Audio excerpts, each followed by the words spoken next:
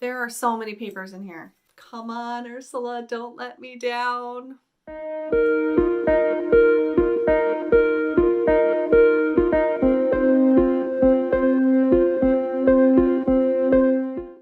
Hello, I'm Valerie Geary. Welcome back to my channel. It's time for another TBR Jar reading vlog. Let's see what I'm going to be reading in the month of May. Ooh, The Left Hand of Darkness by Ursula Le Guin. Fantastic. I am really excited about this pick. I have been wanting to read an Ursula Le Guin book for a really long time. I read her writing book called Steering the Craft and it was fantastic.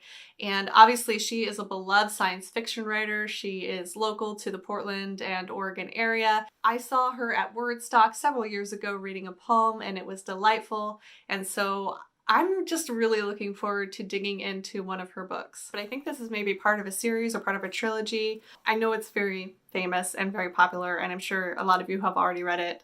It is about a group of beings on the planet Winter. So someone is sent to study this planet, and I guess it's just kind of his journey into understanding this planet. So that sounds great. I'm really looking forward to this one.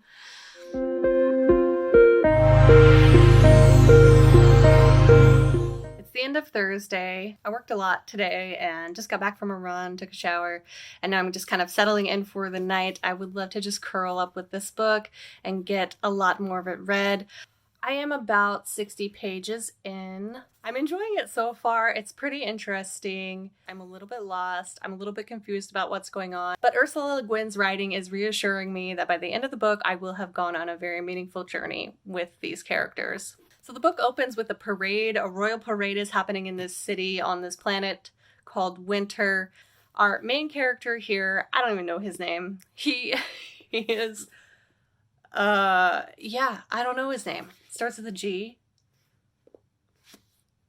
It's told in first person, so it's fine that I don't know his name. Basically, the narrator is from a completely different planet, and he has come to the planet of Winter to try and convince the people of this planet to join kind of a federation of planets. It's a little Star Trek-y. So he's trying to convince them that by joining this federation of planets, this group of planets that are kind of all work together will be beneficial to them.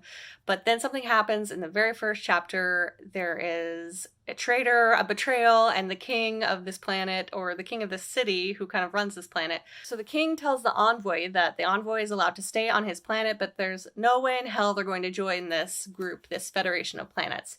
He doesn't see the point. I'm the ruler of this planet. Why would I want to be ruled by some people I don't know? And also he's kind of skeptical that there are even other planets out there. He just kind of thinks maybe this guy, this envoy, came out of nowhere and is lying about there being a federation. A very complicated and interesting setup for sure. So the envoy leaves the main city after he gets told that the planet Winter will not be joining up with the other planets. And it seems like he's going on a mission to kind of find out more about this planet and figure out if he can convince them to join the other groups of planets. Intermixed in that main narrative journey are like mythologies and legends about the planet Winter, and so you learn a lot more about the people and their history and where they came from. The other interesting thing about this planet that I haven't quite figured out yet, that has only been like briefly mentioned and brushed on, is that the people of this planet can switch genders, can switch sexes, so they aren't distinctly male or distinctly female. I think it depends on, I'm not sure yet, that's the thing. I don't really know yet when they decide to change from male to female or how that affects relationships. But the people of this planet do find the envoy very strange in that he is distinctly and prominently male. He's able to hide it, you know, with clothes and stuff, so people don't really know that he is that kind of distinct male. So that's kind of an interesting thing that's happening in this book. Again, I don't quite fully grasp everything that is happening here or all the different concepts, but I am enjoying the journey so far. And I'm hoping a lot more will be revealed as I keep reading. So I'm going to go and curl up with this one because I have had a long, productive day and make a cup of peppermint tea, make some dinner, settle in with this little guy here.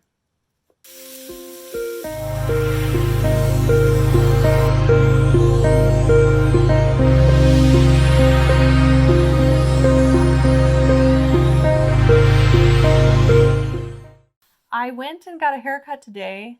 This is the first time I've gotten a haircut since before the pandemic. It's been over a year. My curls, every time they get a haircut, they're like, oh my God, what are you doing to me? Oh God. Plus the woman who cuts my hair, she's fantastic, but she put some weird gel in it so it's crunchy, and she likes to blow dry it, which I don't blow dry my hair because, again, the curls are like, oh God, what are you doing to us? Oh God. Curly hair, I'll tell you what. Anyway, I went and did that, and then I got lunch from my favorite bakery, and we got chocolate chip cookies to eat. So I'm gonna go make a cup of tea because it's a little chilly today, and eat a chocolate chip cookie while I'm reading this book.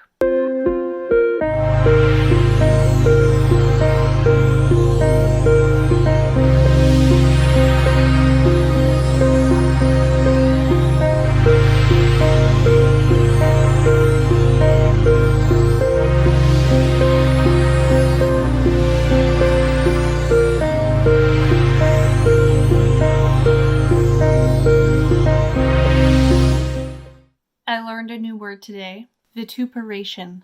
Vituperation. Let me read the sentence for you. His speeches were long and loud, lectures in history and ethics and economics, all in a ranting, canting, emotional tone that went shrill with vituperation or adulation. I had to look it up. I had never heard of that word before. Apparently it means like bitter or angry speech. Interesting. I've read about 100 pages. And I'm definitely learning a lot about the planet Winter. I feel like I know much more about the people and about how they live and interact. One thing I'm struggling with a little bit with this book is that it is very much like an anthropological study of this alien race and this alien planet. And while it is quite interesting, there's not a whole lot that's happening. There's not a lot of forward momentum or plot development. I kind of wish there was a little bit more adventure happening. I feel like there could be, because one of the people on this planet has been kicked out of his kingdom and there's some kind of political stuff that's happening. So it's like all the potential in the world, but is anything going to happen, or is this just going to be a anthropological study of a fictional alien race?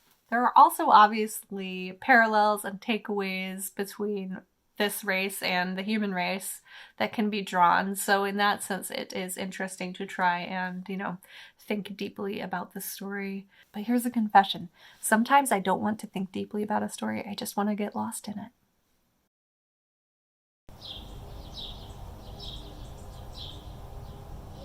It's Saturday afternoon. I have been reading off and on all day. I am at about page 200 with The Left Hand of Darkness, and our main character, our hero, has found himself in quite the dangerous predicament. His name is Genly I.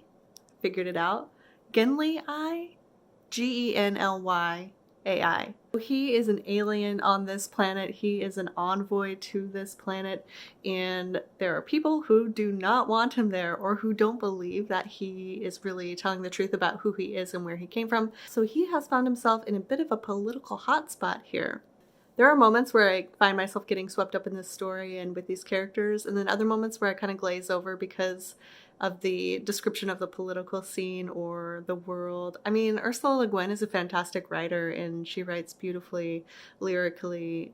But I think, like I said earlier, this is a book I would love to read with a book club or in an English literature class. So I feel like I'm missing out on some things, like some of the nuances and some of the deeper meanings behind some of this stuff. I am still enjoying it quite a bit. There was one part, though, where I thought, for like 10 pages, I thought the main character was just dreaming this scene, because the way that she described it, the character had thought it was a dream. Like, he woke up in the middle of the night and the city was being attacked, and he was like feeling like he was in a waking nightmare. And I thought for like 10 pages that this was a dream, and then I had to go back and like reread it. I was like, oh, this is actually happening to them. So that was a fun little journey. I'd like to try and finish this up by the end of the weekend. I think I should be able to do that.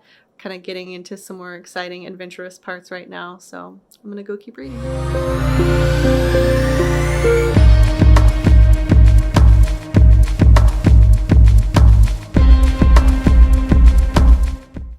Can someone please pass me a tissue?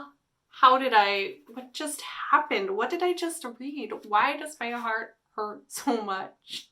I'm gonna try and do this without spoiling the ending for those of you who have not yet read this classic piece of science fiction by Ursula K Le Guin. Although maybe I've already said too much. The Left Hand of Darkness is a science fiction novel. It's written by the much beloved author Ursula K Le Guin. This book was first published in 1969. I wasn't even a spark in my parents' eye when this book came out, and that's what I love about books, that a book could come out over a decade before I was born, and then 52 years later, I'm here, I'm reading it, I find it, I discover it for the first time, and I'm feeling all these feelings about it and being deeply moved by something that the author left behind for me so very long ago. This book starts with a parade, and right from the start, the reader is whisked away into this other land, this other planet that has several different names. So Genli calls the planet Winter, but the planet is known by its populace as Gethin. Our main character, Genli, is not from Gethin. He's from a different planet. He's an envoy from a confederation of planets called the Ecumen. And Ecumen's mission is basically this. They arrive on a new planet, they settle in, they get to know the people a little bit, and then they invite the people of whatever planet they're on to join Ecumen, to join this confederation of planets. Ecumen isn't in the business of conquering planets, at least that's what Genli tells us. Rather, they believe in the beneficial exchange of information, technologies, and cultures, and so when people come to a new planet from Ecumen, they are trying to sell the planet and its people on this idea that, like, come join our confederation of planets and you'll be better off for it in the long run. So when the book opens, we're in Genli's perspective, and he's standing watching this parade, watching this ceremony, watching the people of the planet Gethin. It's early on in his arrival. He's still trying to understand the people of Gethin, and he hasn't yet convinced them to join Ecumen. He has an audience with the king of this town where he's at, and he's hoping that he will be able to convince the king that it is in his best interest to join this confederation of planets. Before Genli can meet with the king, the man who was acting as an intermediary for Genli and the king is accused of being a traitor and is exiled from this city. This man, he has many names, but the one most used is Estraven. Now Estraven goes into exile, and Genli goes to see the king alone, and things don't really go well. The king is protective of his planet and feels threatened by this alien, by this stranger, trying to tell him how to run his country, basically. There's an element of pride, some politics. There's also this added element that the king isn't sure if Genli is actually telling the truth about where he comes from and what his purpose is. Maybe he's not here on a peaceful mission the way he claims he is. Right away, you're dropped into this other world, and there are these political and personal tensions.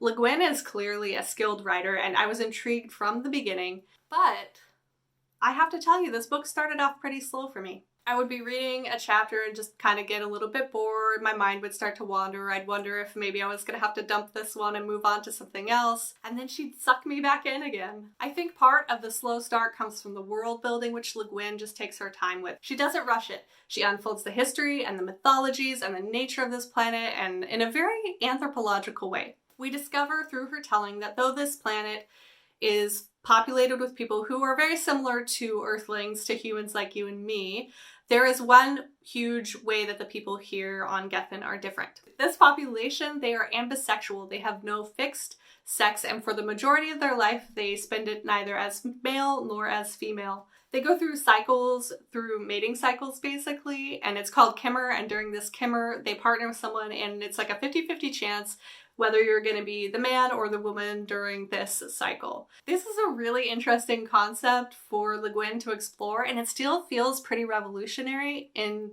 today's fiction. I can only imagine how many people's heads exploded back in 1969 when they first read it. It was a pretty interesting concept and theme for Le Guin to explore. So that's one big way the people of Gethin are different. There are other smaller ways, smaller factors that come into play, and it's just really intriguing to watch Genli move through this world and try to understand these people and try to convince them to join the Planetary Confederation. He's trying to figure out how best to tell these people, look, this is what you need. You need to join the rest of us planets, when these people are just not really that interested. So I stuck with it, and then about halfway through, Genli and Estraven meet again for the second time. Genli leaves the city that Estraven has been exiled from, and they meet in a different, smaller, like more rural community. And here's where I really started to get into the book and into the characters, and I had a really hard time putting it down. From the point that Genli and Estraven meet for the second time, I was sucked into this book and just along for this wild ride that Le Guin takes me on. That's really all I want to say about the plot. I don't want to spoil it if you haven't read it because it is definitely worth your time, and if you have not read this classic, definitely pick it up. I really think this book was just so beautiful in so many ways. The friendship between Ginley and Esterman unfolds in delicate and in unexpected ways. Then you have all these political undertones that were really interesting, and the elements of an alien, a strange land, and the implications of that. Plus, Le Guin is just a master of her craft. Her writing is breathtaking. There were moments I had to pause, reread a sentence, just to fully hear the rhythm, the sound, the music that she's making with words. So yes, go read this book.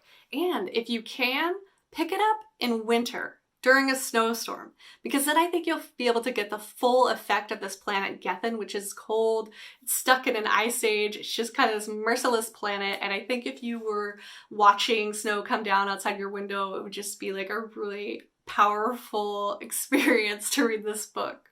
You're reading about snow, you're seeing snow, maybe go out in the snow, play around, throw a snowball, come back and finish reading about snow. As I understand it, this is part of a series, but I think the books are more companion novels than anything. Because I was able to read this as a standalone, I wasn't lost or confused about what was going on or who was who. So, you know, I think it reads fine on its own.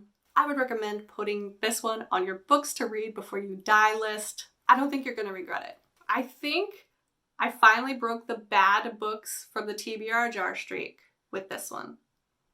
So now that I've broken the TBR Jar curse, I'm excited to find out what next month's pick is going to be. But we'll have to wait for that. So until then, put down your phone and go read some books.